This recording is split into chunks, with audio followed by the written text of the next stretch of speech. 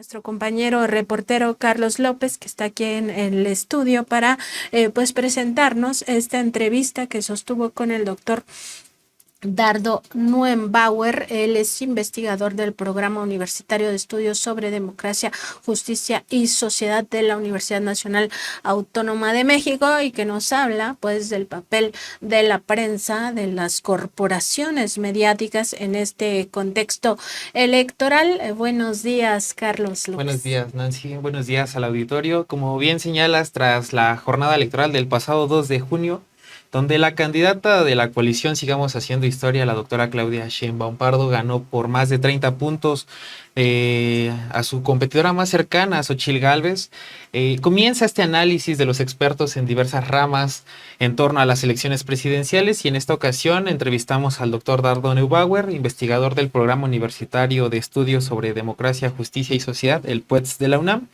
Y aquí traemos una entrevista en donde recapitulamos y analizamos todo lo que sucedió previo a la jornada electoral, durante la jornada electoral, y un análisis de lo que el doctor prevé para el futuro en la rama de la comunicación. ¿Qué es lo que le preguntaste y sobre todo qué es lo que te sorprendió del análisis del doctor? Es una entrevista bastante variada en donde analizamos la guerra sucia, esta campaña de desinformación, las olas de bots que surgieron a lo largo del proceso electoral. Antes del proceso electoral, esta narrativa que se intentó suplantar en las redes sociales sobre las tendencias o los hashtags de narcopresidente en su momento, que la derecha y ciertos grupos vinculados a esta trataban de meter una narrativa que generara un cambio o una incidencia en el resultado electoral. Si te parece, Carlos, vemos el primer corte. Si nos quieres hablar de él, es sobre la guerra sucia en elecciones. Le preguntaste específicamente qué había pasado con esto de la guerra sucia, ¿cierto? Correcto. Para empezar, ¿qué era la guerra sucia? ¿Qué sucedía? Y nos detalla sobre el ejemplo que sucedió en la jornada electoral y en el proceso en México. Vamos a verlo. Mira, yo creo que la campaña de desinformación es una campaña que se empezó a tejer desde mucho tiempo atrás de que se comenzaran los tiempos electorales oficiales, tiempos de campaña oficiales. Creo que esta guerra sucia que tú señalas viene desde prácticamente todo el sexenio, digo, sobre todo por parte de la oposición hacia el gobierno actual, intentando instalar temas que han buscado llevarlo al proceso electoral, pero que no es nuevo esta idea de, por ejemplo, de la vinculación del presidente con el narcotráfico. Digo, no es una noción que surgió en este contexto, más allá de que sí tuvo más alcance ahora, pero no es un concepto que haya surgido ahora. Entonces, así como ese, podemos encontrar muchos casos que, más que nacer en el entorno electoral, vienen de un trasfondo político de varios años atrás.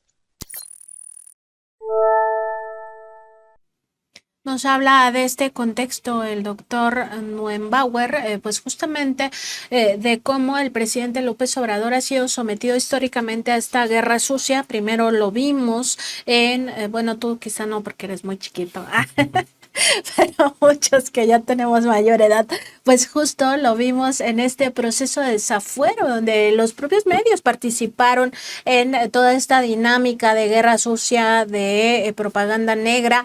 Después lo vimos en la propia campaña de 2006 con El Peligro para México, trayendo incluso a estos publicistas internacionales.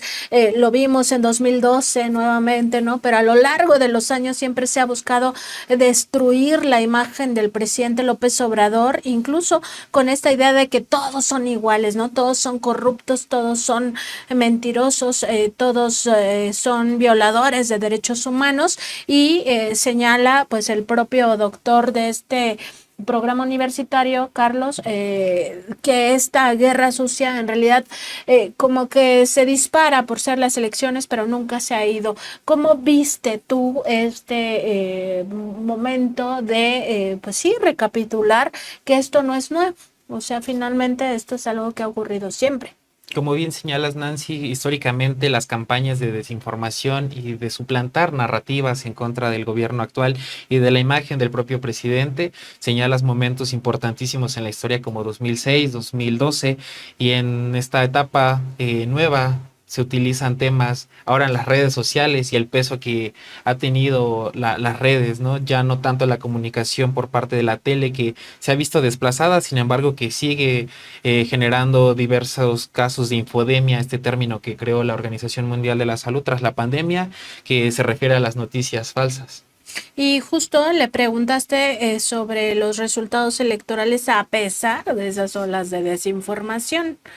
Sí, los resultados electorales, la incidencia que estas narrativas suplantadas generaron, estas olas de bots en redes sociales sobre narcocandidata, narcopresidente y estas vinculaciones que el doctor nos explica a detalle en la siguiente clip. Vamos a verlo. Tanta campaña de desinformación, tanta campaña de noticias falsas, de golpeteo político. Sinceramente parece que no sirvió de mucho. Digo, la candidata oficialista obtuvo el 60% de los votos, un 30% de diferencia de su próxima competidora. Entonces uno podría hacer la evaluación de que no tuvo efecto en el electorado, en la sociedad, en la población esta intención de construir narrativas que pudieran socavar su poder electoral y su apoyo social, su base social. Sin embargo, esto uno lo puede hablar desde ahora, pero no por eso tiene que desecharlas o minimizarlas, sino que hay que hacer un conocimiento, una investigación exhaustiva sobre quiénes fueron los que llevaron adelante estas campañas, con qué financiación, o sea, con qué dinero se llevaron adelante estas campañas, con qué objetivos, y ahí es donde uno tiene que aprovechar estos momentos también para plantear estrategias a futuro en próximas elecciones. Esto último que menciona el investigador, pues me llama la atención porque también el presidente López Obrador lo ha venido cuestionando. Incluso en su conferencia, el primer mandatario llamó a Claudio X González Guajardo a transparentar, a rendir un informe ante la sociedad de cuánto dinero había gastado en estas campañas de guerra sucia, pero en general en el proceso electoral, recordando pues que él se convirtió en el líder moral del PRIAN. Ya ni le vamos a agregar el RD, porque ya se fue, pero a otro lado, al basurero de la historia, como dicen muchos, pero todo esto nos lleva justamente a eso, o sea, el análisis no se debe de quedar solo en no tuvo efecto, porque de hecho yo considero que sí ha de haber tenido efecto, o sea, me llama la atención que 1 millón de votantes, un poco más, en realidad anularon su voto, o sea, no votaron por ninguna opción, pero sí salieron a las urnas a ejercer su derecho a votar. ¿Cómo viste tú también esta parte del análisis del doctor, justamente refiriéndose al hecho de que necesitamos forzosamente investigar qué pasó con esas campañas de guerra sucia, desinformación, como él lo llama, que al mismo tiempo son violatorias de los derechos humanos? Sí, yo creo que es importante dividirlo como en dos áreas. Él como investigador desde la academia postula estos cuestionamientos que son interesantes, que son ramas de estudio para el futuro. Sin embargo, desde la investigación periodística se han venido denunciando una serie de acusaciones, inclusive aquí en la revista Contralínea se ha publicado acerca de los casos de denuncias en su momento en campañas que el presidente de Morena, Mario Delgado, llevó al INE para que se realizara una investigación. Entonces va encaminado hacia dos lados, uno del área investigativa de la academia a largo plazo y también darle prioridad y continuidad a estas denuncias periodísticas que se han venido realizando durante y después del proceso electoral. Claro, hay que darle seguimiento a todo esto y le preguntaste también del futuro que tiene la oposición. Vamos a verlo y lo comentamos. Perfecto. Después creo que la narrativa de la oposición ahora va por ese lado de las representaciones parlamentarias. Y creo que para adelante, para futuro, la verdad que hay un desafío muy interesante sobre cómo se va a reconstruir la oposición después de una derrota aplastante por más de 30% de los votos. Entonces, la verdad eso es interesante si van a haber recambios en las dirigencias políticas, quiénes van a tomar la bandera de la oposición, con qué discursos, sabiendo que tienen por delante una candidata que lo votó la mayoría del país. Entonces, la verdad, eso es muy, muy interesante. A mí se me haría muy triste que una de las políticas o una de las o narrativas que se tomen, que se desarrollen, sea atacar a la presidenta por una cuestión de género, por ejemplo. Eso es algo que quisiera seguir atentamente porque ha pasado en otros países cuando una mujer asumió la presidencia que las críticas no solamente eran por su gestión, sino también por su cuestión de género, de que no es capacitada para representar el cargo, de que tiene limitaciones justamente por este sesgo de género, y la verdad que eso hay que prestar atención y esperemos que la discusión no se vaya hacia ese lado.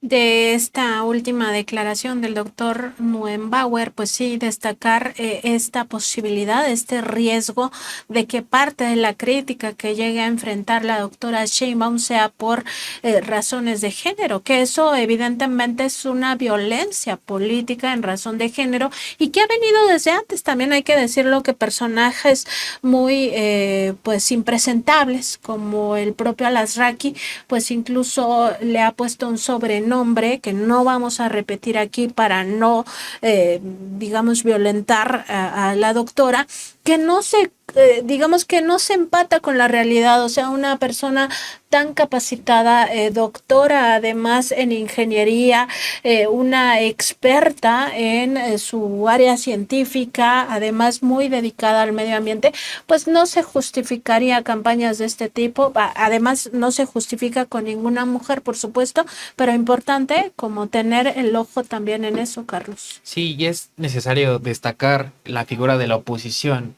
más allá de que sea el grupo político o estos grupos políticos, también los bloques mediáticos, los medios de comunicación, la prensa escrita, la radio y la televisión. ¿Qué mensaje van a dar ahora los nuevos adversarios o los adversarios que continúan en contra del proyecto de la Cuarta Transformación? Como bien señalas, este personaje que se ha declarado abiertamente un crítico, pero no solamente odiador, un crítico, o sea, un odiador ha dicho los odio, ¿no? de la Cuarta Transformación.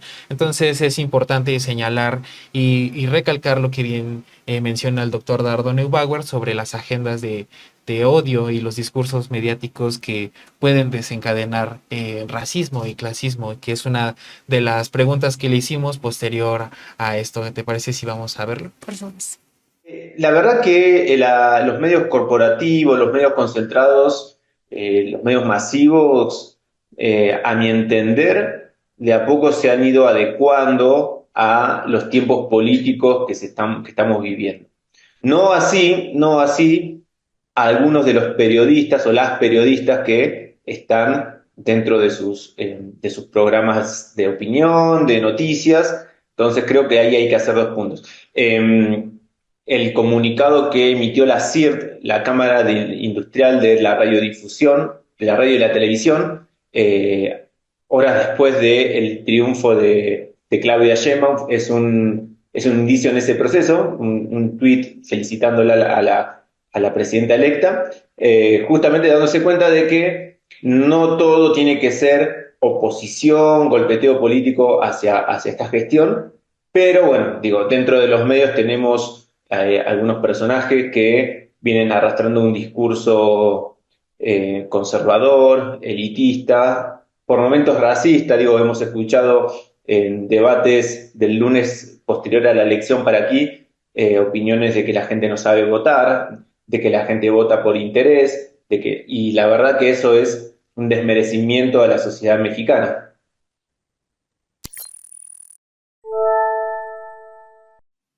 Y está también, pues sí, este riesgo de que se sigan reproduciendo estos mismos patrones que vimos muy, digamos, o se identificaban ya muy claramente en el contexto de las elecciones del pasado 2 de junio y que también deberían de llevar a la reflexión a los propios medios de comunicación, pero yo no vi, por ejemplo, que los medios estén realmente comprometidos en analizar qué pasó con ellos, porque este golpe tan contundente que da el pueblo de México de decir, a ver, no me importan tus campañas de odio, no me importan tus campañas de mentiras, yo tengo la capacidad de pensar y de decidir mi voto sin tu opinión, debería de ser una llamada de atención para estos medios de comunicación. Sí, principalmente para los medios de comunicación masivos o corporativos que tienen las audiencias en las tendencias, tienen las audiencias por la masividad de esto. Sin embargo, los líderes de opinión o los mal llamados líderes de opinión cada vez presentan más comentarios racistas, clasistas, de superioridad moral. Escuchábamos tras la elección personajes decir que les quitaron las cadenas a los votantes. Imagínate eso, ¿no? Y ellos se las volvieron a poner. Me llama mucho la atención lo que dice el doctor Dardo Neubauer sobre es un desmerecimiento a la sociedad mexicana y suscribo en eso también. Por supuesto, totalmente de acuerdo, sobre todo porque es verdad esto del clasismo y racismo, también se veía en algunos comentarios como la gente que está comprando tortillas, o sea, no, la gente no está comprando tortillas, la gente está pensando por sí misma y no escuchando estos discursos de odio y no escuchando estas narrativas de mentiras. Entonces la gente no es que esté comprando tortillas y entonces por eso votó de tal o cual forma. O sea, la verdad me parece que tiene razón en ese sentido. Y si te parece, vamos a ver lo que te contestó en torno a la comunicación de la doctora. ¿Qué le preguntaste exactamente? Preguntamos sobre si la doctora Claudia Sheinbaum Pardo en su inicio a la administración va a continuar con la estrategia de comunicación del presidente López Obrador, ya que las mañaneras resultaron ser una estrategia de comunicación para contrarrestar estos golpeteos que vinieron de los propios medios corporativos, así como de los mal llamados líderes de opinión. Vamos a verlo. Creo que la comunicación política del presidente desde el día 1 de su mandato fue trascendental. Bueno, en comunicar su gestión cotidiana, su política cotidiana, y también desde el momento en que comenzó la campaña, creo que ha tenido una ambivalencia por momentos de inmiscuirse en el proceso electoral, por momentos no, algunas recomendaciones del INE para que el presidente se abstenga de opinar sobre determinados temas. Digo, ha habido ahí un poco de tensión en ese punto, pero creo que desde la presidencia se ha logrado no guiar el proceso electoral, pero sí se ha logrado instaurar las bases sobre qué es lo que se elegía en la elección.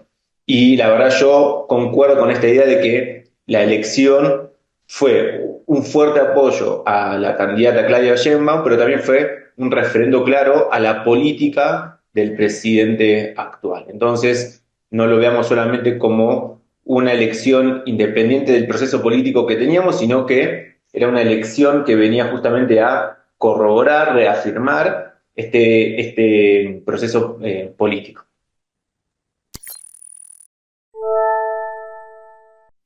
Totalmente de acuerdo que la lectura sobre lo que pasó el pasado 2 de junio pues tiene que ver también con este plebiscito o este referéndum a la administración del presidente López Obrador. En realidad no se le demerita nada a la doctora Sheinbaum, por supuesto que hizo una campaña muy exitosa, se presentó como una estadista en los 3 debates presidenciales, pero sin duda lo que estaba en juego era el proyecto de nación, y el proyecto de nación solo era posible evaluarlo a partir de lo que ocurrió en los primeros 5 años del gobierno del presidente López Obrador contra los 36 años que traíamos del gobierno neoliberal. Cuéntanos tu opinión de esto muy rápido y tu siguiente pregunta. Es importante destacar que la implementación de los programas sociales, la reducción de la inflación, el aumento del salario mínimo fueron fundamentales y en la también base reducción social. de la pobreza. reducción de la pobreza, los indicadores mencionan que son cerca de 6 millones de personas los que salieron en situación de pobreza extrema, lo Sí. cual es importante señalar porque los mexicanos se sienten respaldados y respaldan el proyecto político del presidente López Obrador y ahora respaldarán el proyecto político de la doctora Claudia Sheinbaum, que como dice el doctor Neubauer es un referendo a los programas sociales, a las políticas de bienestar social, a las políticas que están enfocadas con justicia social y hoy en este proceso de transición vemos que el presidente ya habla del plan C y llevarlo a cabo y que la doctora dice vamos a analizarlo, vamos a estudiarlo, pero es un proyecto que va a seguir adelante.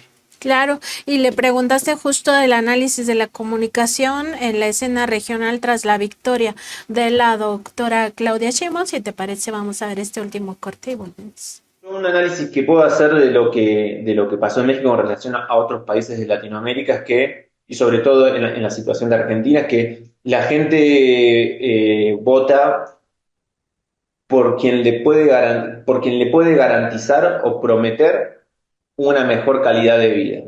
Entonces, el factor económico, la economía, creo que es un elemento fundamental a la hora de elegir a quién votar.